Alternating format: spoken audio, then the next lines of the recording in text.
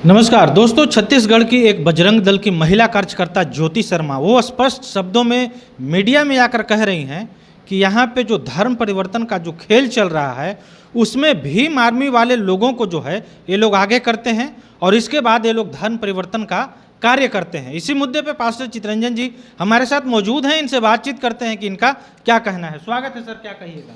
बहुत बहुत धन्यवाद। जितने भी आपके चैनल के माध्यम से लोग देख रहे हैं, मैं सबको अपने तरफ से प्रेज द लॉर्ड, जय मसीह की कहता हूँ। आपका जो सवाल है, सॉरी सवाल आपका नहीं, ज्योति शर्मा का है जी। या और जो भी हैं, किसी का भी सवाल किसी का हो, अगर उनका सवाल ये है कि ये लोग भीम आर्मी को आगे कर देते हैं और धर्मांतरण का काम कराते हैं, तो मैं एक बात को डंके की चोट पर कहता हूँ, धर्मांतरण को साबित आज तक किसी ने किया नहीं है कि धर्मांतरण कहाँ हुआ है। पहली बात, प्रार्थना सभा अगर कहीं चल रही हो तो वो धर्मांतरण नहीं है। इन लोगों को सबसे पहले कि सुप्रीम कोर्ट का जो ऑर्डर है उस ऑर्डर को पढ़ना चाहिए और जानकारी रखना चाहिए कि सुप्रीम कोर्ट ने या कोर्ट ने क्या चीज़ को धर्मांतरण कहा है। बाइबल रखना धर्मांतरण नहीं है, प्रार्थना सभा चलाना धर्मांतरण नहीं है, यहाँ तक के कि बैप्टिज्म को भी धर्मांतरण नहीं माना गया है। तो आप ये बताइए कि चर्च में जो लोग होते हैं वो करते क्या हैं? प्रार्थना सभा चलाते हैं। तो प्रार्थना सभा चलाना कोर्ट के दृष्टि में धर्मांतरण नहीं है। पास्टर क्या करता है? तो बाइबल से प्रीचिंग करते हैं, बाइबल की व्यवस्था का किताब है उससे सिखलाते हैं लोगों को, है ना। तो बाइबल को रखना या बाइबल से प्रचार करना ये कन्वर्जन नहीं है, ये धर्मांतरण नहीं है। अब तो यहाँ तक कि सुप्रीम कोर्ट कहा कि अगर कोई व्यक्ति बपतिस्मा भी लेता है तो वो भी धर्मांतरण नहीं है। जबकि बपतिस्मा क्या है कि बपतिस्मा अपने मन फिराव का है, बपतिस्मा अपने पापों को, अपने गुनाहों को, अपने व्यभिचारों को, अपने बुरे कर्मों को दफन करना है। ये कह सकते हैं कि एक जल संस्कार है। तो हम अपने मन को फिराते हैं, हम जो पाप में जिंदगी को जो गुजारे वो हमारा रिपेंटिंग है, हम रिपेंट करते हैं, ठीक है। तो इसलिए कहीं से कोई धर्मांतरण नहीं होता है, पहली बात। दूसरी बात, इन लोगों ने कहा, पहले तो कहता था कि लाखों लाख रुपया दे दे करके धर्मांतरण करा रहा है। कितनी विडंबना ये बात है। इस बात को सोच करके लगता है कि कितनी बचकाना स्टेटमेंट है। सपोज कीजिए, मान लेते हैं कि मेरे ऊपर कोई आरोप लगाया कि मैं लाखों लाख रुपया दे करके लोगों को धर्मांतरण कराता हूँ। तो अगर लाखों लाख रुपया मेरे पास में देने के लिए है तो कहीं से आया भी होगा।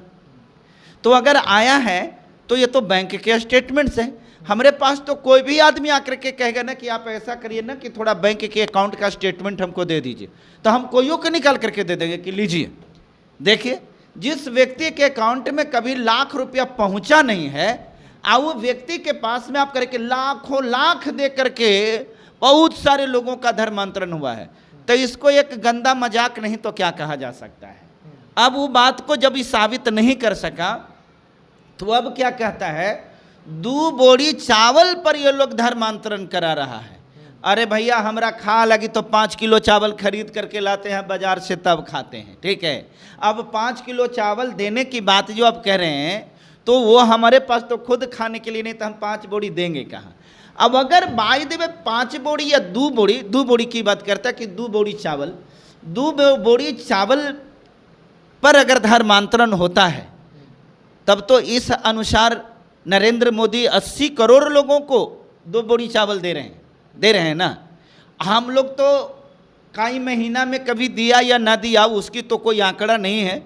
हाँ, उन समयों में जब कोरोना काल था या कोई त्रासदी होती है, जब कोई आपदा होता है, तो उन समयों में हम अपने लोगों की मदद करते हैं। हम अपनी 2 रोटी कम करते हैं, लोगों से मांगते हैं, लोगों से डोनेशन मांगते हैं और उसी डोनेशन को हम लोग क्या करते हैं, उनके पास तक पहुंचाते हैं। तो कहीं उसी को 2 बोरी चावल तो नहीं कह रहे हो कि उसी पे जो है धर्म परिवर्तन कराते हैं? तो ये तो मैंने कह दिया कि ठीक है, 2 बोरी चावल देना धर्मांतरण अगर है, ठीक है कि 2 बोरी चावल दे देने से कोई धर्म बदल जाता है, तो आपके पास में तो आप तो जमींदार हैं, आपके पास में तो हजारों हजार बोरी है। 2 बोरी पर अगर बदल सकता है तो आप उसको 5 बोरी दीजिएगा तो बदलेगा कि नहीं बदलेगा? बदल सकता है ना जी।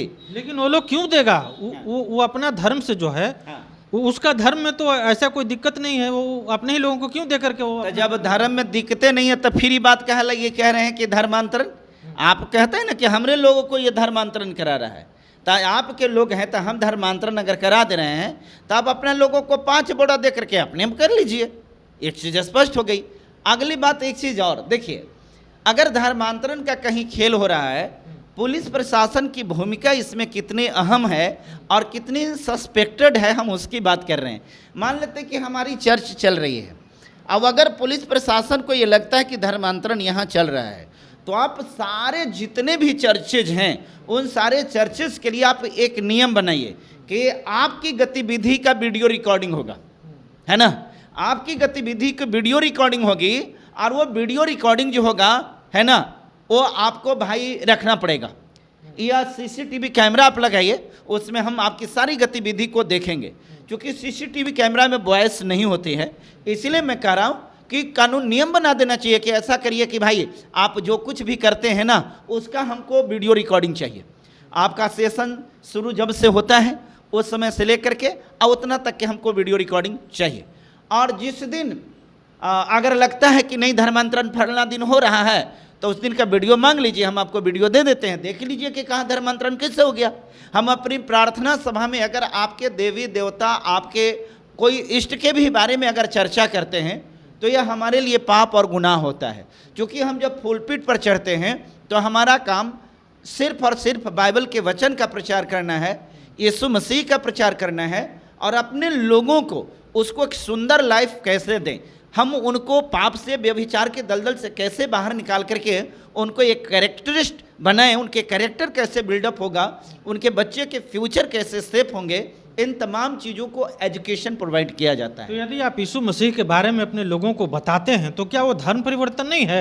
आखिर कोई हिंदू धर्म के लोग यीशु मसीह को क्यों पढ़ना चाहेगा? बहुत अच्छी बात है। आप मान लेते हैं कि आप हिंदू धर्म के आदमी हैं, हमने आपको कहा कि ये लीजिए, ये बाइबल है, आप पढ़िए, आप इसको पढ़िएगा कि नहीं पढ़िएगा? बिल्कुल पढ़ेंगे। तो पढ़ेंगे तो आपका धर्मांतरण हो गया। आप क्यों पढ़ेंगे? आप तो हिंदू हैं, तो इसको क्यों पढ़ेंगे ये बताइए? आप हिंदू हैं ना भाई। अगर हम पढ़ भी लिए हाँ? तो हम जो है कहीं प्रार्थना सभा में क्यों जाएंगे? और अगर कहीं प्रार्थना सभा चल रहा है तो फिर उसको धर्मांतरण का रूप क्यों नहीं दिया जाए? हाँ, ठीक बात, आप बहुत अच्छा बात बोले कि भाई अगर हम इसको पढ़ भी लें तो आपके चर्च में हम क्यों जाएं? तो ये सवाल तो उनसे न होता है जो चर्च में आते हैं।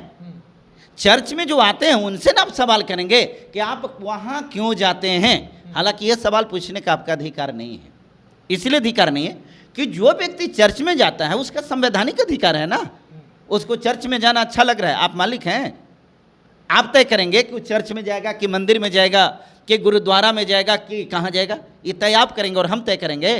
तो जानने का अधिकार तो है ना कि आखिर वो वहाँ पे जाते ही क्यों हैं? क्या वो अपना धर्म परिवर्तन कर लिया है क्या? सवाल ये नहीं, ये आपको अधिकार कौन दिया है? आप हमसे पूछने का अधिकार आपको कौन देता है कि हम कहाँ जाएंगे, क्यों जा रहे हैं? ये आप हमारे मालिक थोड़ी हैं।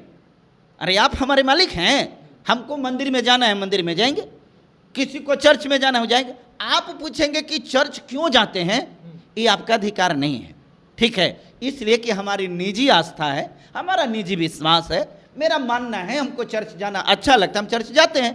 बात रहेगी धर्मांतरण, मान लेते कि हमको धर्मांतरण करना है तो क्या आप मना करिएगा? बिल्कुल नहीं। नहीं ना, तो फिर आप है तो क्यों मचा रहे हैं?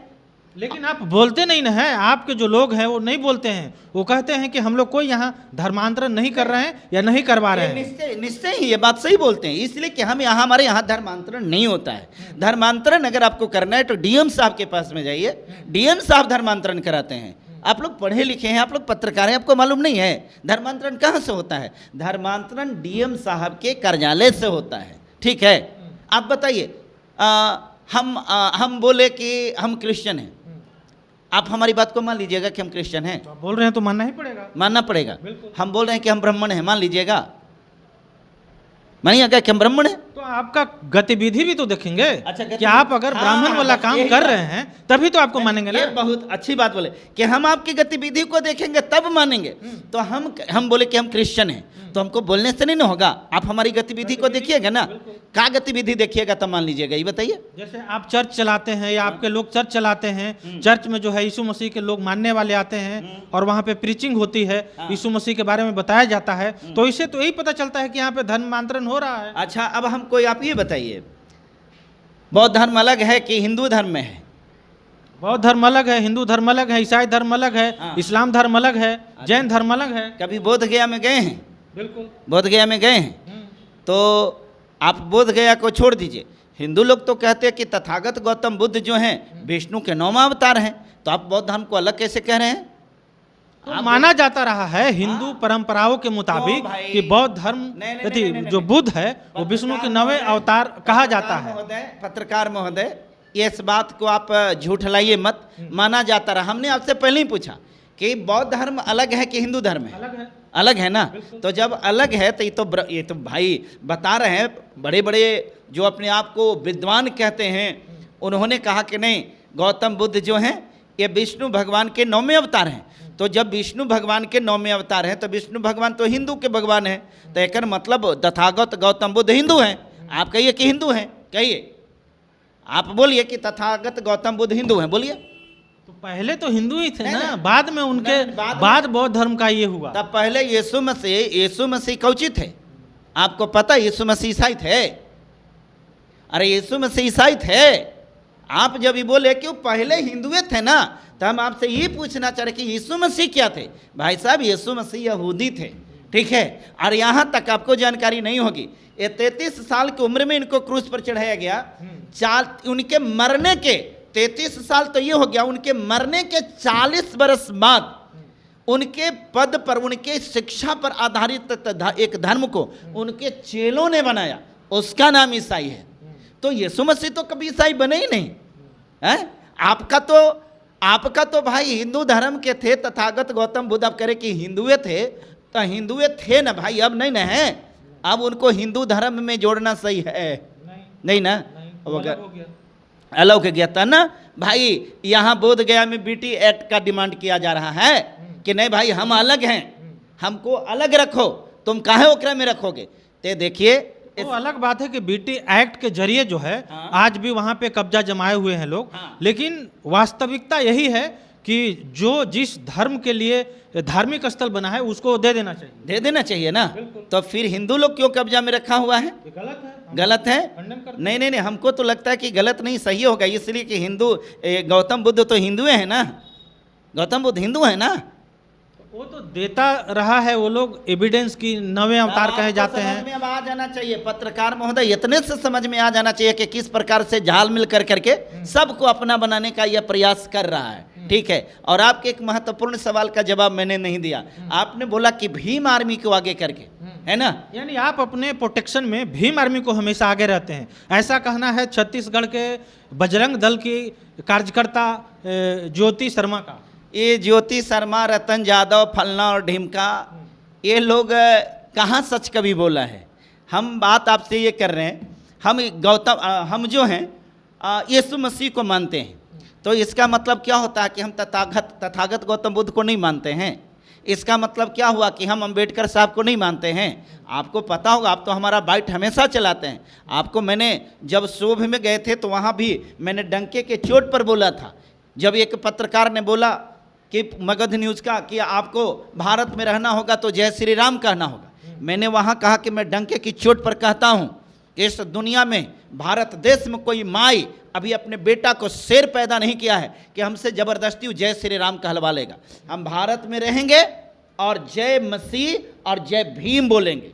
हमारे लिए भीम साहब भी हैं, वो भी हमारे लिए भगवान से कम नहीं है। हम आज बाइबल को पढ़ते हैं, बाइबल पढ़ने का अधिकार, शिक्षा का अधिकार, अगर बाबा साहब शिक्षा के अधिकार नहीं दिलाए होते तो आज हम बाइबल नहीं पढ़े होते। आज हम यीशु मसीह को तो छोड़िए, हम किसी को नहीं जान रहे होते, आज भी हम जानवर के समान ही होते। तो हमारे लिए भीमवादी होना, अंबेडकरवादी होना उनके पद चिन्हों पर चलना, उनके मार्गों पर चलना उतना ही महत्वपूर्ण है जितना बाइबल के पद चिन्हों पर चलना होता है। इसलिए हम तो जन्मजात अम्बेडकरवादी हैं, हम तो जन्मजात भीमवादी हैं, हम तो जन्मजात भीम आर्मी हैं। एकरा में आगे और पीछे करने की बात क्या है? आगे पीछे करना, आगे पीछे वो होगा, उसको भीम साहब से तकलीफ होती है, उनको बाबा साहब से तकलीफ होती है, इसलिए संविधान को नहीं मानता, बाबा साहब को नहीं मानता।